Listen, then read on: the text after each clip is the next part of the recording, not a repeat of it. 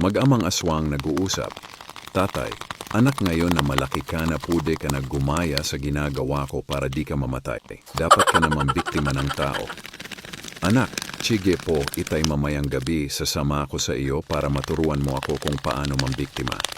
Kinagabihan, sabay na lumilipad ang mag-amang aswang tatay. Ganito ang teknik anak, nakikita mo ang nakaputi. Anak, opo itay, tatay. Bubulosok ka pa ibaba ng napakabilis at kagatin mo agad sa leeg para makasipsip ng dugo.